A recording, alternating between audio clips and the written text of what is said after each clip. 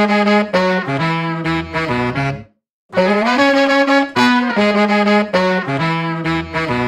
everyone, Neil Patel here. Thank you for downloading the latest episode of the Indian Startup Show. So today I chat to Yuvraj Sharma. He's the co-founder of KOMPANIONS. KOMPANIONS is an ed-tech company that creates innovative educational products using augmented reality and virtual reality. Exciting stuff. So in this week's episode, we talk about how he got started, how it's actually going so far, how their products actually work, why they're actually doing this, and targets for next year. Also, he shares a great story about taking 800 students on a VR trip into space, and finally some Rahul Dravid chat as well. So please enjoy the show. Thank you. Hi Yuvraj, thanks for coming on the show today. Hey, hi Neil. Thanks for calling us. Brilliant. Tell me a bit about what you're building, please. Sounds interesting. Okay, so the name is KOMPANIONS. Yep. We work in the education sector, and so we're trying to build a first of its kind educational game box for kids. Okay, and the reason we're doing is I think we realize that today, looking at the vast context and the huge number of population that we have in our country, I think children today are missing some of the most key and basic skills, right? And we see a lot of focus on towards getting more marks, securing better positions, and the whole the larger focus is on subjects as it is in India, right? But there is, I would say, not that great a concentrated effort on building skills per se, right? And we keep coming back to a fundamental question which actually led to the birth of KOMPANIONS, which is a very interesting question. So if I were to ask you, will a mobile phone exist 15 years from now? We don't know. Yeah, we don't know. No. Yeah. So today, when a child is entering school, right, would pass out of school 15 years later. Okay. So since we don't even know the answer to a basic question that whether a mobile phone will exist 15 years from now, how are we so sure that all the subjects that you're doing in school, right, will help you to be able to be competitive and yet be relevant in the world that will exist 15 years from now, right? So with KOMPANIONS and with all the offerings that we're trying to build up, we actually are trying to build a cognitively healthier and an intellectually smarter planet by focusing on skills which do not have an expiry date. Okay, so it's not like an exam or a subject that you studied and you just got some great grades and then you got it. Yeah. So skills is something that are always there with you for the rest of your life. How long have you been doing this and how's it going so far? So we've been doing this for the last 2 years. Yeah. And I think we've been doing great. We've been able to put together a great and an eclectic team that builds all these innovative products. And we've sort of also reached out to quite a sizable population. So we've already reached out to some 20,000 learners across India and some 50 schools and 5,000 parents. So that's been pretty encouraging. And we've also recently collaborated with one of the leading educational organizations in the world. And we aim to go to about 1 lakh learners via this collaboration. So I think it's been good so far. Is that what you expected when you first started the company? Absolutely not. Because I think this is a completely... I'd say outlandish an idea because a product like this did not exist. The technology that we use and incorporate is very, very niche, and you don't necessarily or even use that in education. And to try and convince parents, that skills are also important and they need to specifically focus on that as well. It's more about buying into a concept, which is never easy. But I think whoever has, looked at our products or have heard us out, I think people have been nice, kind, and been very supportive of the entire initiative. And I think we've got a really good word of mouth. So I think the overall response has been very, very encouraging and it's been exciting so far. Excellent. How long did it take you to get your first sale then? And what was that like? Okay, so this is a little interesting because our first sale actually happened while we were still developing the product. Okay, that's good. So we just wanted to do a pilot, and we went to a school, and we were just talking to parents about it. And the response was so overwhelming, that we actually had to request parents saying that, look, we're still making the product, right? We can't give it out to you, right? But we got a lot of pre-orders, and people were already lining up to buy the product. So I think our actual sale happened wherein we were just trying to do a beta phase testing of a product, right? So, which I think was in the first initial 6 to 8 months while we were trying to build the product and trying to tighten the screws and here and there and put together a comprehensive offering. So I think that's when it happened. It seems you're in a number of schools now. Say in this time next year, what would be like the target that you've set yourself in terms of like sales and schools and people using the product? So Anil, I think I think the last 2 quarters have been really profitable for us, and we look forward to an exponential growth, and potentially not just India but even going to international geographies as well.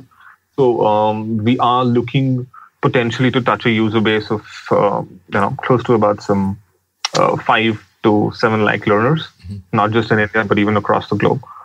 So that's what we're looking at. You mentioned the products. What are the products, and what do they actually do? So our flagship product is Cube, right? Which is an exciting game box which combines the best of gamification, hands-on learning activities, and some of the most disruptive technologies that we are talking in the world today, which is about augmented reality, virtual reality, and mixed reality, right? So it's a nice amalgamation of digital as well as hands-on learning tools, right? So that's our flagship product, and we are also coming up with new products like concept books, which again will incorporate some of the finest approaches, like I mentioned, of augmented reality, virtual reality, mixed reality, and gamification in education, so as to bring back the joy in learning. I think that's really, really important, right? Because it shouldn't be looked as another task, which is like a to-do, right? Learning has to be fun. It has to be edutaining as well, right?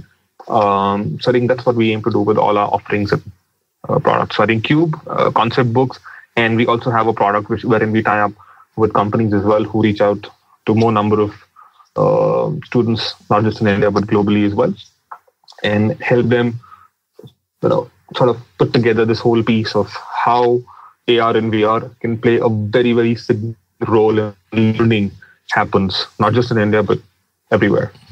How are you selling this? Is it through the website, or is it in offline stores?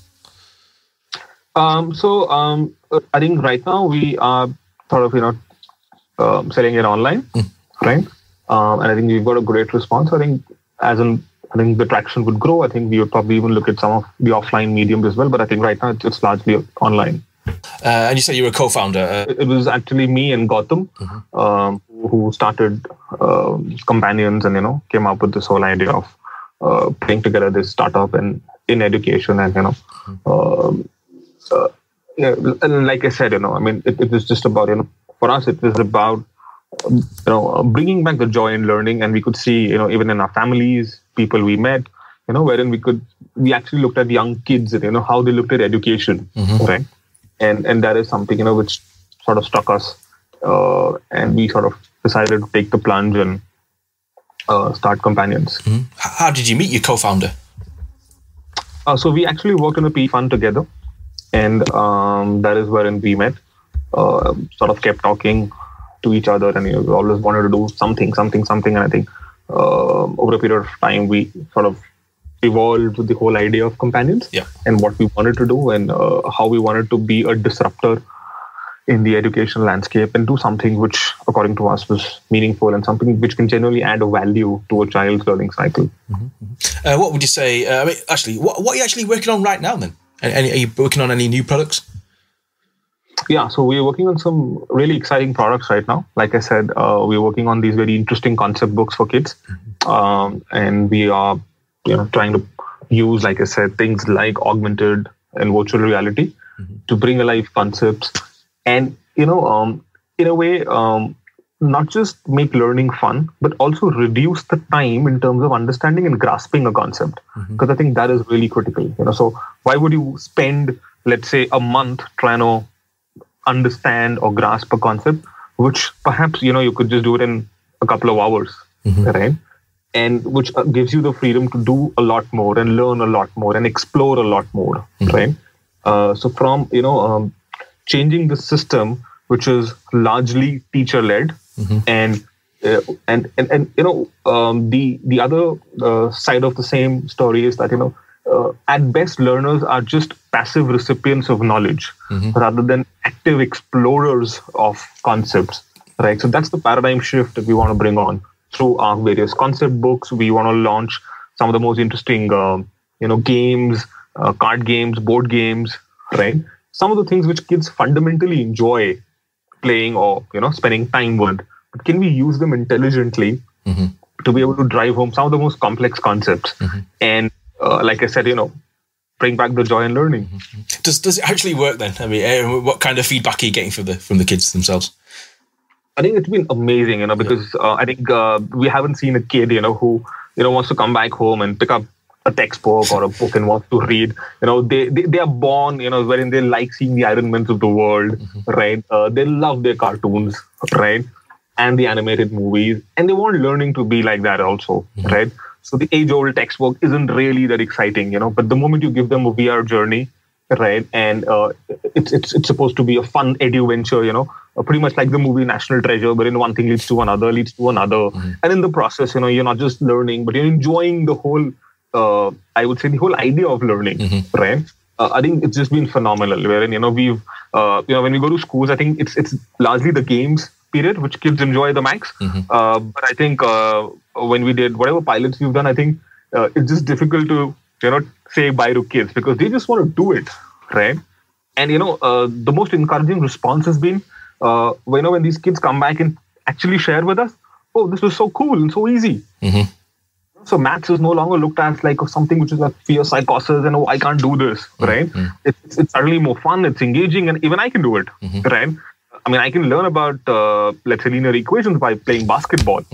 I ever think of that, right? Yeah. So all that we're getting a kid to do is just play ball, right? And you're learning about equations, algebra, and so much. Right? So suddenly, I think the whole mindset changes and kids enjoy and love it. So the response has been phenomenal so far. Excellent. So what's your background then? Okay. So I am an engineer by qualification, okay, but educator by passion. And like most engineers coming out from college, I also aspired at one point in time to join the coveted IT industry. But as luck of fate would have it, that is wherein the recession hit us all really hard. And, I just took to education, just out of my own passion of trying to help some young kids with a couple of exams. And I realized, I think this is really cool. Right. And I think it's been over a decade now since I've worked in education across different segments of education, not just school education, but even higher ed as well. And I think one thing led to another. And, I think that's just the background. So did you build this then? The early MVP? Yeah. Okay. Yeah. How was that? Any obstacles that you had to overcome? I wouldn't say, Neil, that there were any obstacles, but I think the toughest part was to try and get this eclectic team together. Okay, because when you're trying to make a product, and there are very few product companies in India, right, which are good, right? It's important to get the right set of people. So we have we have a team, wherein my sound engineer talks to my content guy, talks to hardcore gamers, to musicians, to bring out an exciting learning journey for a young learner, right? Now, I think that was the critical piece, So I wouldn't say there were challenges in terms of, architecting things technically, but I think the biggest challenge was to get the right people on board and to get people who come from diverse backgrounds, right? Try and create something which is just amazing, right? So like I said, for us, a product design brainstorming session involves all these different kinds of people, sitting across the table and, bringing out an amazing journey for kids, right? So I think the right kind of talent was definitely our biggest challenge. And it still remains because it's hard to find people. Definitely. What's it like being a founder then of the startup? How are you finding it? Obviously, you've been doing it for like between 5 and 10 years now, so... So I think being a founder has been great. It's a great learning experience because suddenly you realize that everyone's problem is your problem, right? So and you're the go-to person for everything, right? So maybe in the early, the initial days, from let's say a system not working to the, to the electricity connection not working, everything is your problem, right? So I think, you do learn quite a bit in terms of patience. So that's there. But otherwise, it's been a very satisfying and a very, I would say an experience which is full of gratitude, because I think it's heartening to see, people coming together for a common vision and, sweating it out day and night to try and put together and work on a singular mission, right? I think that's been the most satisfying feeling. So you've been doing it for 10 years. I mean, what's been the personal highlight so far? Anything you can say that's been outstanding? As part of Companions or as part of... Okay. I think we sort of managed a great feat, which was last year, wherein we took over 800 students, on a VR trip into solar space, which I think was a record feat, because until that point, I think no one has taken some 800 odd kids in school and, get them all charged up and take them into space and make them experience, how space would look like, right? So I think that was really, really high, because you have an audience of 800 packed students.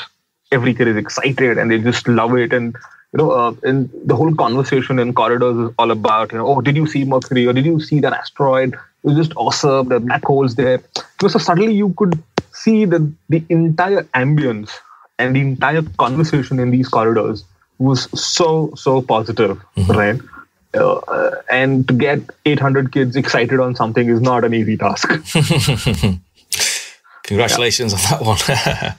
I mean, what don't you like about startups then? Obviously, that's been one of the highlights. Anything that keeps you up at night? I would sort of credit my entire team. Okay, so even if there is a moment every now and then when I would say, okay, let's just pack up for the day and go back. I think my team is something, they just egg you on. It's like, we're going to do this. We're going to try this new thing out. Let's experiment this and let's try and do this. The kids will love this. I think the whole team, I think we're blessed to have a team like that, wherein everyone is egging each other on to do more, right? I think that is something that just keeps you up all night, because even if I give up, I have some 10 other teammates who said, guys, I think we got to do this, right? And if there are 10 guys out there who are willing to burn the midnight oil, I mean, I've got no right to say that I'm going to go back home and sleep. No, doesn't happen. Excellent. We have a lot of entrepreneurs listening. What should first-term founders be focusing on, in your opinion? I think get the right set of people. I think I've already spoken a lot about team. And I think one advice which I received from a fellow entrepreneur, I think that's always helped. I think it's...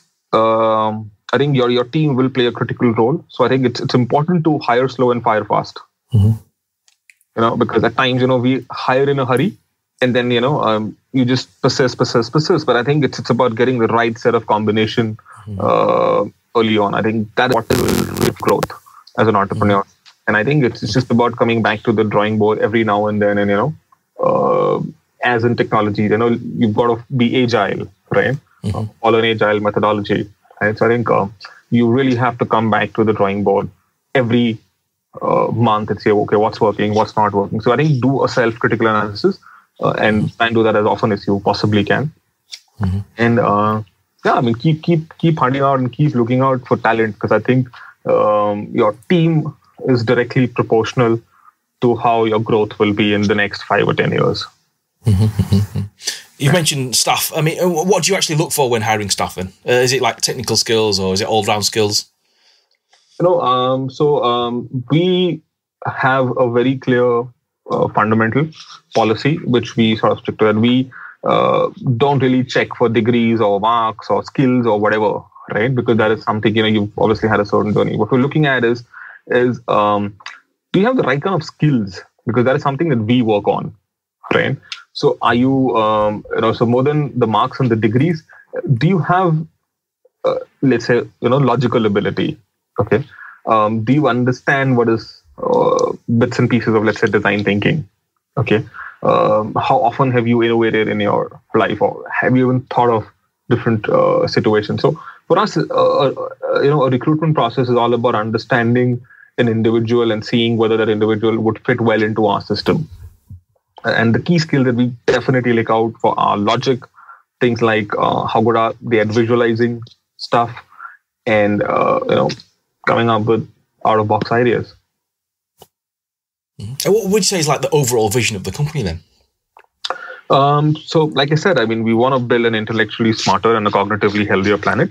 And what we believe is that if it's important to exercise to keep yourself healthy, if it's important to go to school, college, I think it's important to exercise your brain as well, right? So our larger vision is that through Companions, we should be able to cater to someone who is in, let's say, KG, to someone who's in PG, from an 8-year-old to an 80-year-old, right? And be a knowledge companion. So as long as there is a thirst and a quench for knowledge, we will be your partners in your journey. So I think that's the long-term vision that we have, and hence we've even named ourselves as Companions. So we are your knowledge companions. Yeah.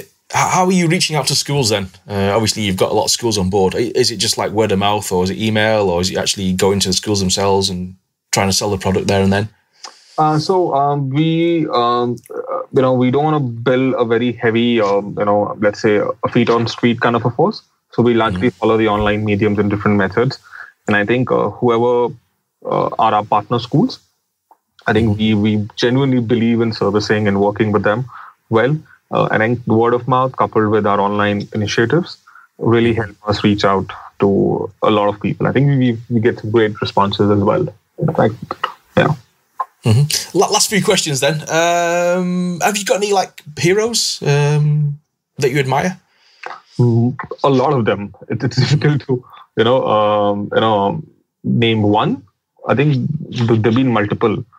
To name a few, not necessarily in any order of priority, would be, I think, from people like Steve Jobs, Rahul Dravid, Ramanujan, a lot of them. Like I said, I mean, Sundar Pichai, I think he's a great role model as well. So I think all these guys, I think Elon Musk, I think, doing some great and amazing work. So all these guys, I think we try and draw, whatever we can. So all of them, I think, are great role models for young and upcoming entrepreneurs like us. Why Rahul Dravid? Obviously, we have listeners outside India who may not know who that is.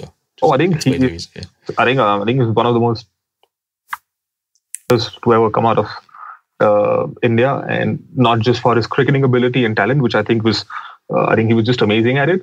But I think he was someone who sort of symbolized persistence and patience and grit at work.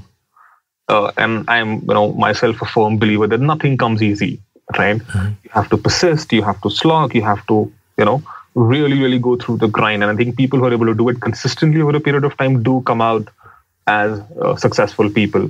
And he was someone, the way he played the game and the way he conducted himself, I think he was someone who was just a great role model, growing up. Someone who had the might to fight it out and take it all, and then score all those big runs which he did in cricket. But I think the learnings have been great, even to someone like us in an entrepreneur field, wherein I think it's all about persistence, it's all about perseverance, it's all about because let's admit it, right?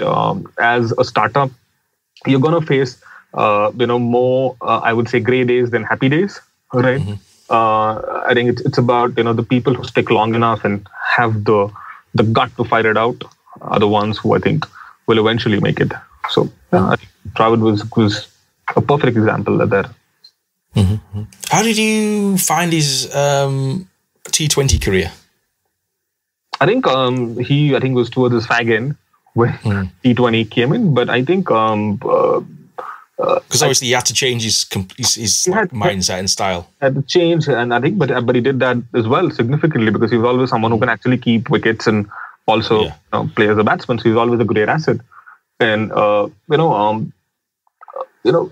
other thing is, I think as is true with any other area as well, I think to have the skill is one aspect, and I think the ability to apply it into different areas is another, right? I'm sure, had he played a lot longer, I think he would have been a fairly successful T20 cricketer as well. Not to suggest that he wasn't. I think he was great at T20. And I think he's still mentoring a lot of these IPL teams, and I think the India A team is something that he's currently mentoring. Away from the startup, then, what do you do for relaxation? Any hobbies and interests? I tend to sort of read as much as I possibly can, and whatever time that I get, because I think it's important, and I think reading as a skill is sort of going down. I think for me, reading, and there's another funny term that I call, which is called Google walking, is something that I enjoy. Yeah. So I think, so between reading and Google walking, it kind of takes a lot of my time, and I think as part of Companions, one of the most interesting things is that we actually made a movie, in our first year, which is very interesting because we had close to over 1,000 kids working in that movie, and it was actually one of the first movies that was sort of made by kids for kids on the art of learning, right? So since we're a bunch of creative people, we every now and then try to, maybe over weekends, try to collaborate and jam and come out with some interesting short movies, videos, which you can check out on our YouTube channel as well. So that's cool. So if anyone actually wants to get into what you're doing, like VR, 3D, visualization, etc., how do they actually start? How do they actually get into this? I think to begin is easy. I think today, I think the internet gives you enough access to look and search for information. But I think to be able to come in, let's say if you want to do some work with us, I think it's important to have a mindset of a product company. Because that's one thing that I see that, since a lot of people come from the services side of it, right? And one of the big differences in products is that you never do a sign off.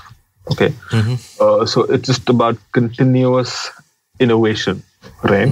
So I think someone who has a mindset of, being involved in innovation, someone, who always believes in making the product better, is this kind of person who can sort of approach us and, can walk along.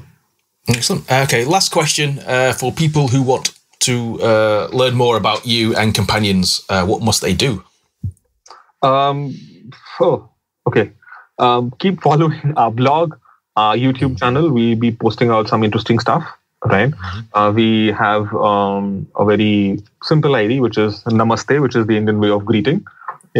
Namaste@companions.com. So if you ever want to reach out to us, know more about us, you want to write in with the good, the bad, the ugly, you're all welcome. So please write into us at namaste@companions.com. Brilliant. Yuvraj, thank you for coming on the show today. Cheers, mate. Thanks for having us. Thanks for Yuvraj for coming on the show today. That's the end of the show. If you liked it, please leave a rating and review of the show. Just search for the Indian Startup Show on iTunes. We're also on Stitcher and Overcast, Pocket Casts, Downcast, Instacast, Podkicker, and Apple TV. If you're building something exciting, please let me know. Send me an email, hello@neilpatel.co, or tweet @IndianStartupSH, or please go to facebook.com/Indian Startup Show. We'd love to connect. Thank you and goodbye.